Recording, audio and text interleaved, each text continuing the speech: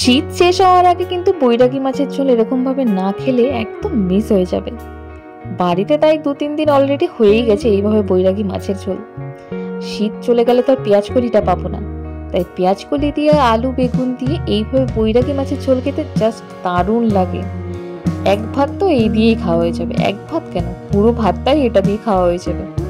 আর রান্নাটা এত সুন্দর হয়েছিল। কে এই মাছটাকে কি নামে জানেন অবশ্যই কমেন্ট করবেন।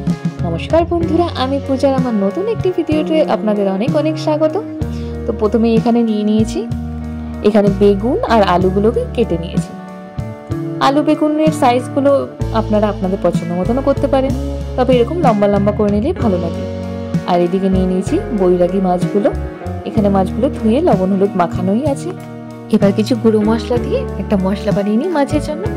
তো প্রথমে এখানে নিয়ে নিচ্ছি বেশ কিছুটা জিরে গুঁড়ো, এই 1.5 চামচ মতন জিরে গুঁড়ো নিয়েছি, 1/2 চামচ মতন ধনে গুঁড়ো আর 4টে কাঁচা লঙ্কা নিয়েছি। আমি কোনো লঙ্কার গুঁড়ো ইউজ করিনি, এটাতে কাঁচা লঙ্কা দিলেই বেশ ভালো লাগবে। আর সাথে নিয়েছি বেশ কিছুটা পেঁয়াজ কলি, আর ঝালটা অবশ্যই আপনাদের স্বাদ অনুযায়ী দেবেন। এদিকে কড়াই গরম হয়ে গেছে, এদিকে তেলটা কড়াইয়ের চারিদিকে মাখিয়ে নিয়েছি যাতে মাছগুলো লেগে না যায়।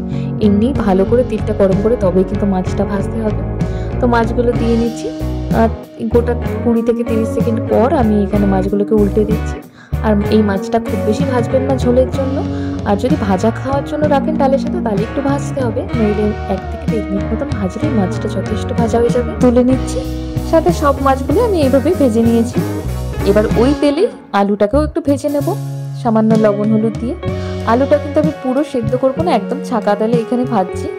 তো মিনিট 2-3 মতন আলুটা ভেজে নেব, দিয়ে তুলে রাখবো আলুটা।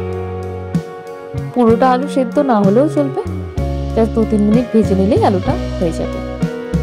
আলুগুলোকে তুলে নিচ্ছি। এরপরে সাথে এই একই তেলে বেগুনগুলোকেও ভেজে নেব। বেগুনটা কিন্তু না ভেজে দিলে একদমই টেস্ট হবে না, তাই বেগুনটা কিন্তু অবশ্যই লবণ হলুদ দিয়ে একটু ভেজে নিতে হবে।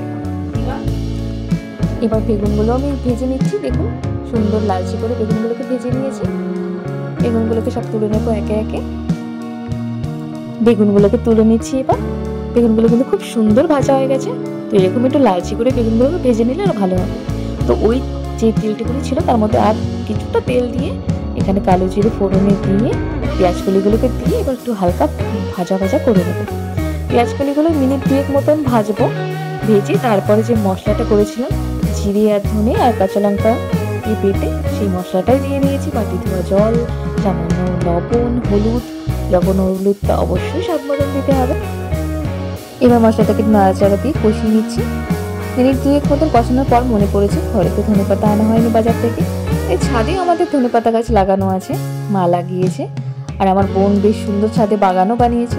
তো ওকে বললাম একটু ধনেপাতা কেটে দিই আমাকে ছাদ থেকে। তো ওই আমাকে একটু ধনেপাতা গাছগুলো একটু সুন্দর করে কেটে দিচ্ছে। দেখুন কতটা ফুলও চলে এসছে। এইভাবে কিন্তু প্লাইয়ের উপর আমরা ধনেপাতা গাছ লাগিয়েছি। তো ছাদ থেকে আমি ধনেপাতা নিয়ে চলে এসেছি। আমি কিন্তু যখন ছাদে গেছিলাম গ্যাসের স্টিমটা একদম লো করে গেছিলাম, আর মাকে বলে গেছিলাম একটু দেখতে মশলাটা। তো মা তখন দেখছিল। তো এসে আমি আবার একটু নাড়াচাড়া দিয়ে নিয়েছি মশলাটা। তো সামান্য একটু জল দিয়েছি। এইভাবেই একটু জল দিয়ে কষাবেন মশলাটা।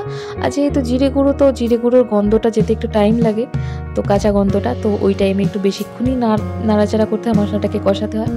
তো এখানে আমার মশলাটা বেশ কিছুক্ষণ কষানোর পর আমি আলুগুলো দিয়ে দিয়েছি। যে আলুগুলো ভেজে রেখেছিলাম, কিন্তু আমি ভাজার টাইমে পুরো আলুটাকে সেদ্ধ করিনি, কারণ এই মশলার টাইমে আমি দিয়ে দিয়েছি আলুগুলোকে। আর বেশ কিছুটা জলও দিয়ে দিয়েছি, এতে আমার মশলাটাও কষবে সাথে আলুটাও সেদ্ধ হবে। তো এবার মিনিট 3 পরে আমি আবার দেখুন মশলাটাকে একটু নাড়াচাড়া দিয়ে নিচ্ছি। এই ফাঁকে কিন্তু অবশ্যই আপনারা মশলাটাকে নাড়াচাড়া দেবেন যাতে মশলাটা লেগে না যায়। আর যদি একটু করে জল লাগে অবশ্যই জল দেবেন। দেখুন আমার মশলাটা কিন্তু বেশ সুন্দর কষে এসছে, একদম ভাজা ভাজা হয়ে গেছে। এই টাইমে আমি জল দিয়ে দেবো। মশলাটা কিন্তু একদম পুড়িয়ে দিলে হবে না। এখানেও তো দেখতে মশলাটা একটু কালো কালো লাগছে, বাট মশলাটা একদম পারফেক্ট ভাজা হয়েছিল। তারপরে এখানে জল দিয়ে দিয়েছি আমি স্বাদ অনুসারে, মানে যেটুকুনি আর কি ঝোল রাখবো। তো বেগুনগুলোও দিয়ে দিয়েছি। এখানে এবার ভাজা মাছগুলো দিয়ে দিচ্ছি। আর যদিও এই মাছটা ফুটতে বেশি টাইম লাগে না, তাই ঝোল অল্প দিলেই হয়ে যায়। তো আর কিছুটা আমি জল দিয়েছি, মনে হয়েছে আর একটু জল লাগবে, তাই। তো ঝোলটা আপনারা যতটুকুনি রাখবেন সেই হিসাব করে জল দেবেন। এনে আমি আর একটু জল দিয়ে ধনেপাতা কুচিটা দিয়ে দিচ্ছি। এবার মিনিট 2 ফোটালেই ব্যাস মাছ কিন্তু আমাদের রেডি। মাছ কিন্তু একদম হাই ফ্লেমে একদম টকবক করে ফুটছে। এবার আমার মাছ পুরো ডান, নামিয়ে নিচ্ছি। খেতে কিন্তু অসম্ভব সুন্দর হয়েছিল।